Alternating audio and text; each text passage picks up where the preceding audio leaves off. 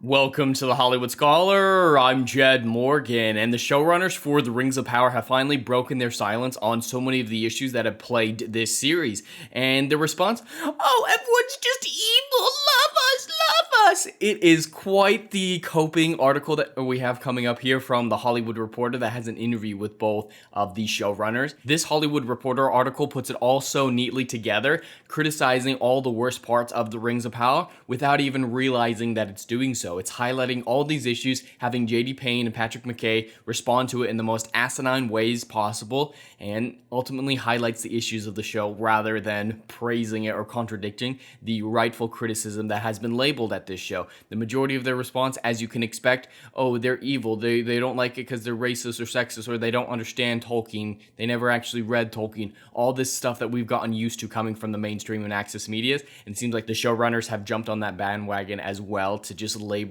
unfounded criticism at the audience and just group everything together in general evil negativity, just totally discounting the rightful criticism that this show is more than deserving of. But let's jump into this insane piece. So yeah, the Rings of Power showrunners break silence on Backlash, Sauron, and Season 2. This is a quite hefty article, so I've tried to get some good quotes out of it, but there is massive amounts of information that I can't cover in a single video. So if you're interested, definitely go check it out because there is some gold in here that I just can't fathom. But getting started, since Amazon's billion-dollar high fantasy launched in September 2nd, yeah, it's received critical acclaim. Yeah, critics, yeah, they like working that zipper of Amazon, yeah. Kind of why we call them access media, because, you know, they want access, so it's implicitly positive to maintain that access. Wow. Critic acclaim, why would we trust that? And dragged by online fan bashing. Fan bashing isn't a thing necessarily. Like, yes, they're bashing it, but rightfully so, and they just jump right into review bombing by internet trolls. Crazy thought here. Crazy thought. Maybe your show shit. And maybe people are calling it out for the shit that it is. The show's Nielsen viewership is formidable. The first two episodes were seen by roughly 12.6 million US viewers across its first 4 days. That's substantially lower than was initially reported, substantially lower than what was reported for House of the Dragon on HBO and HBO Max, and it's for both episodes combined. For the second episode, you can imagine it being quite lower than that, and are they just literally combining the two numbers together or doing the average number? No, what they do with these is they literally combine them together for the Nielsen's, and so yeah, you're bragging about, what, 6.3 million viewers? Wow. You competing with House of the Dragon with its 14. Oh, you're so awesome. Yeah.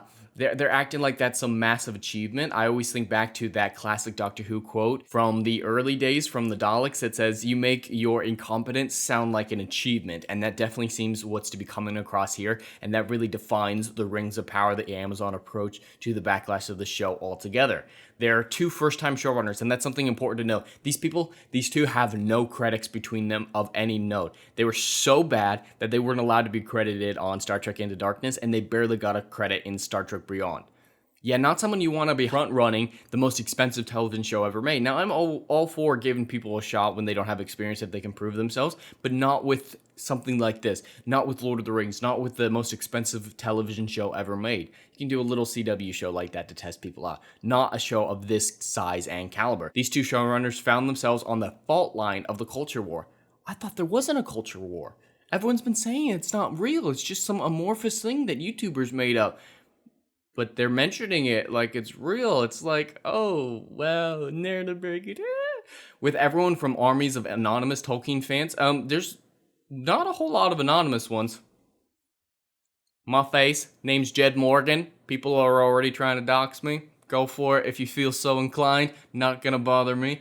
And so not a whole lot of anonymous ones out there. There's a lot of people who are telling their names and they're showing their faces to show how bad this show truly is. And they feel attacked by the two richest men in the world. Yeah, Elon Musk, he tweeted about us. It's so hard to be in charge of the most expensive television I've ever made. Yeah, and they said it's hard focusing on a crew when Elon Musk is slagging you on Twitter. You weren't shooting when he did that. The first season was done and season 2 hadn't started yet. So what you talking about, man? Whatever, blaming Elon Musk. That's top tier for a tweet. That's top tier. Some of it's been hard to hear is the cynical point of view that it is a cash grab. Yeah, you don't spend $1 billion on something that isn't a cash grab like this. And once you see the show, there's 6 episodes in. There has been nothing of Tolkien in it. There's been nothing of any quality. Everything's cheap, from the armor to the sets. The actors are bland at best. The best ones are blocks of wood. So yeah, there's a reason why you'd believe it was a cash grab. But this is an earnest production. This is not a paycheck for everybody. This is a labor of love. What love? There are 6 episodes in, and there's been 0 Tolkien shown in this series to date. What love for the source material have you shown? What love for this world have you shown? If you've got the most expensive budget in TV history, maybe show that love by spending some of that money on the goddamn show and not as some tax write-off or money laundering scheme, because the money sure as hell ain't going to the actual show. So show me where the love is. Show it, because I've been watching this episode, all I see is hate and malice coming from these people to utterly annihilate the canon and the story, the world of Tolkien, as an excuse to weaponize it against the fans, mock them, compare them to the most horrible people from history. It's really getting a little tiring at this point that they keep resorting to these same tired tactics and then calling it love.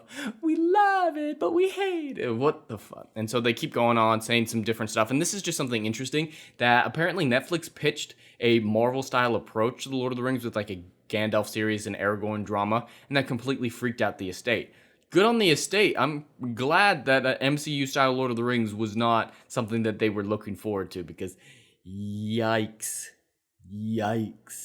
That would have been awful. I kind of wish that this Amazon product would have also freaked them out entirely. And there's also mention of HBO and Warner Brothers intending to remake the Lord of the Rings trilogy as a TV show that they declined. So they're using this comparison to say, hey, Amazon, we were the best. The Tolkien estate, they liked us the best out of these pitches. And that's really sad if this is the good one. This is the one that the Tolkien estate thought was the best out of these rumored pitches. That's not scary at all. And so they just talk about these 2 backgrounds a little bit. I don't really care about their backgrounds at this point, and goes on for quite some time. At this point, Payne McKay asked mentor and former J.J. Abrams to call Amazon to put in a good word, and he did. We feel like that moved the needle. So they're talking about how they got the job.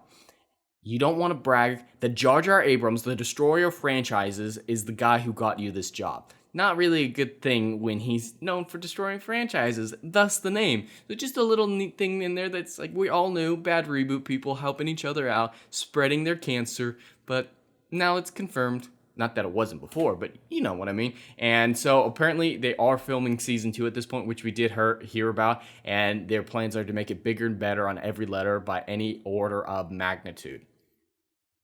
Yeah, all you've got is going up.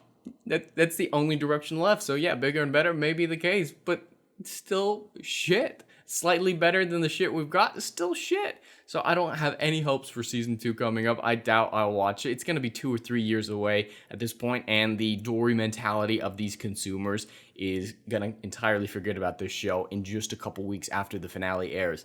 I mean, that's what we've seen every single time. You barely see any of them talking about Kenobi, and if you bring it up, they're like, oh yeah, I saw Kenobi. What was it about again?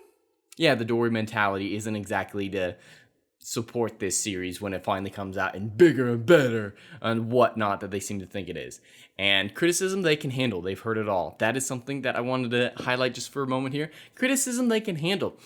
Then why did Amazon turn off its reviews for 72 hours that turned into a week? Why did they label all criticism racist and sexist? Why did they compare all fans who don't like the show to bad people in Germany, bad people in Italy, bad people in, the forests of Tennessee? Yeah, it doesn't seem like they can actually handle criticism. Doesn't seem like it. And that's going to be supported by something in a moment here. But yikes, definitely don't want to say that. So they also say that they saw Tolkien fans slamming the Rings of Power online before a frame was released. Yeah, because we've been through the same song and dance before. We've seen how Star Wars, Star Trek, Doctor Who, and all these other franchises, Ghostbusters, have been summarily annihilated by these studios. And we see the red flags. And so we're right to question that and draw conclusions based on what we've seen and based on the marketing and press releases. That's what they're for. So yeah, before a frame was released, yeah, we kind of knew it was shit because we've done this before. We know how the game is played. We know how things work out. And we have been proved nothing but absolutely and totally right. The only thing we were wrong yet is predicting how actually horrific this show would truly end up being. We all saw it coming. There were no surprises. Having insight into our global audience, we all have the insight into the darker side of how people can manipulate reviews and other points of view that we wouldn't support. Oh, manipulating reviews, like turning off your reviews, being proved to be deleting reviews as Disbrews proved, and manipulating people, calling everyone racist, calling everyone bad people in Germany. That's what I'd call manipulating. I would want to call a bunch of Tolkien fans saying, hey, this is not Tolkien, manipulating. That doesn't seem manipulating. That seems honest opinion versus what you're doing, which is clear and provable manipulation. Wow, double standard here coming from one of the Amazon executives. Wow. This is a meaty article, so I'm just trying to get to all the great stuff. And this is the key point. This is the key paragraph that everyone's been quoting, the one that really seals the deal on the perspective of these showrunners and why we should summarily reject the product that they've given us and mock them for the utter disrespect they have for Tolkien, for the audience, for everyone involved in the fan base who doesn't just consume everything, lap it up, work the zipper of Amazon. If you're not like that, this is what they think of you. So this is coming from pain. The spirit of Tolkien is about, the thing that they're constantly doing. Oh, it's about people coming together and being friends and defeating evil. Like, yes, that is a small aspect of what Tolkien wrote. It still has to be good. It still actually has to show the main messages of Tolkien and the allegories that he put in there, even though he doesn't like allegories, the themes, I'll use that word for him. Still got to do that and still got to accurately adapt the story. You can't just say, oh, frenzies, they're frenzies, so it's Tolkiensies. So you're wrongsies about not being Tolkiensies because they're frenzies coming togethersies. No, that's a terrible argument. If nothing else, it still has to be good, well written, and that's what I've exhaustively gone over in my reviews, and this is Mordor Country every Saturday at 4 p.m. Pacific time, is that it's not well written. So your defense is, oh, frenzies, so it doesn't matter, Z's, if it's good Z's. Yeah, that's a pathetic argument that he spends most of that time going over, and he's very surprised that it offends and enrages people. Again, still has to be well written, and there's more to being Tolkien than having friends. It's hard for us to understand. Yeah, I bet, crayons confuse you, Payne. Yeah, I can see that being the case. What are they protecting? Tolkien? His legacy, the mythology for England that he created. I don't see how people who are saying these things think that they're fighting for good. There's a line in the episode where Galadriel says every war is fought within and without. Yeah, so that's third grader profound writing. That's nothing that a third grader couldn't come up with in their first little 10-page book. Whatever. Even if you're fighting for something you think is good, if you do something worse in the fight, then you become evil. Oh, maybe you should tell that to Galadriel and the whole, sometimes you have to touch the dark to know what the light is. That's what that means, is the exact opposite of what you said. So maybe keep your own messages and themes consistent in your interviews with what you actually wrote. Dumbass.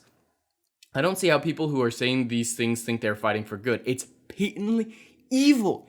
It's evil, everyone. We're evil. You're evil. I'm evil. We want Tolkien's legacy supported and respected. We want good writing in our television shows. We're evil. Oh, God. And we think we're fighting for good, but we're fighting against Big Daddy Amazon. So we're not fighting for good. We're patently evil. Oh, we say the truth. We're honest about our opinions. But that's evil. Being honest is evil. You can't do that. That's meanie. That's basically what that comes down to. So yeah, apparently all Rings of Power criticism is evil now. Oh, wow. We can't criticize it for bad writing anymore, everyone. We can't criticize it for bad acting. We can't criticize it for poor costume production design. We can't criticize it for anything. Can't talk about any of that. We're all just evil, everyone. Well, time to pack it up and go home. Some third-rate hack bad reboot writer who barely has a credit to his name thinks I'm evil. It stings me right to the core. Oh, Big Daddy Amazon is the paragon of virtue. I can't criticize Big Daddy Amazon. It's really quite pathetic, and we're getting close to the end here. It's never about the critics. It's about the consumers, and that's something that I always want to highlight. It's don't question, just consume product and get ready to consume the next product.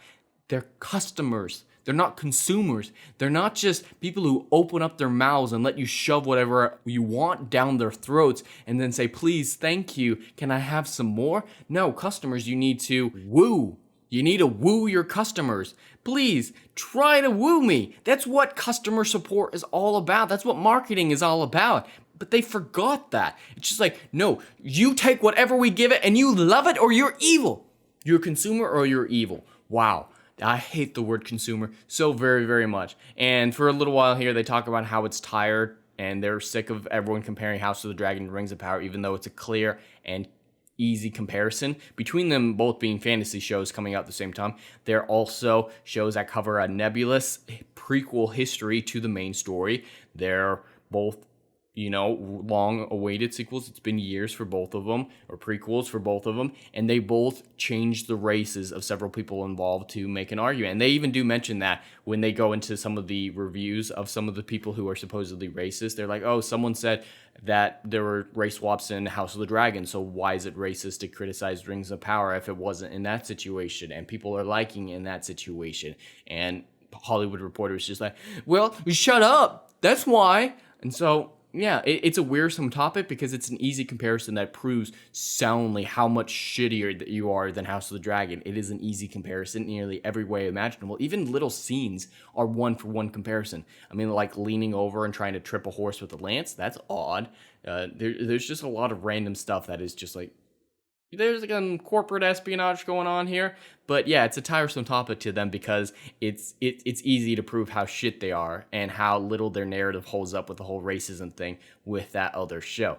Crazy. I know, it's so crazy. It's so very, very crazy. But that's the end of what I want to talk about. They kind of go and talking about Galadriel for a little while, but nothing that profound. And I just wanted to focus on, we're all evil, everyone. We're evil. And just accept that and consume product and get ready for next product, or we'll call you evil and all the other horrific names that we can pull out of our asses to try to defend the piece of shit that they've created. But anyway, that's all I have for today. I'd love to hear your thoughts in the comments below. Please like and subscribe, and I'll see you in the next video. Anon.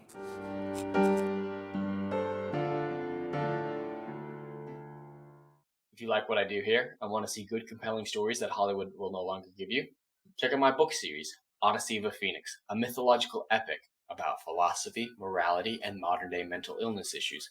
Books 1, Down in Flames, and Book 2, Apocalypse Then, currently on sale. Book 3, Kill the Dark, coming soon.